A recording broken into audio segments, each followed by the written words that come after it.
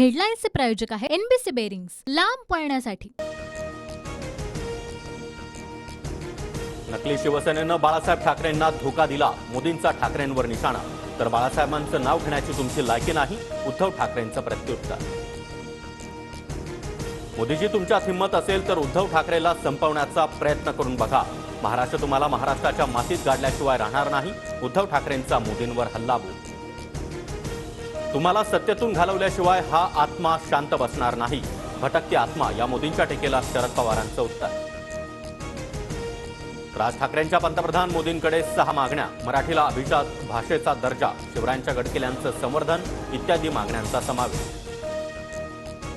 महात्मा गांधींच्या सल्ल्यानुसार काँग्रेस विसर्जित केली असती तर आज देश 50 वर्ष पुढे असता, पंतप्रधान मोदींचा काँग्रेसवर निशाणा।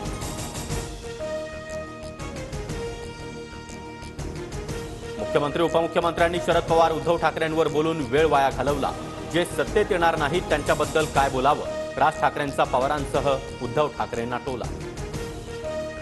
4 जून नंतर मोदी भूतपूर्व पंतप्रधान होणार, मोदींना वृद्धाश्रमात पाठवल्याशिवाय शांत राहणार नाही, संजय राऊतांची मोदींवर टीका।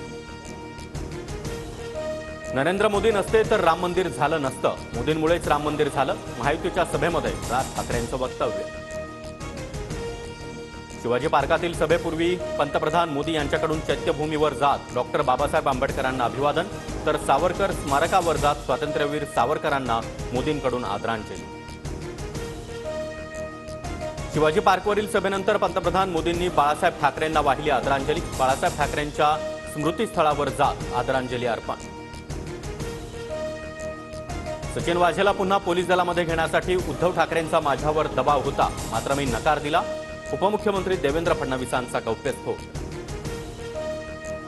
विकासाचा मुद्दा नसल्यामुळेच विरोधकांकडून नको ती भाषणं करण्याचा केविलवाणा प्रयत्न सुरू, उपमुख्यमंत्री अजित पवारांचा विरोधकांवर निशाणा।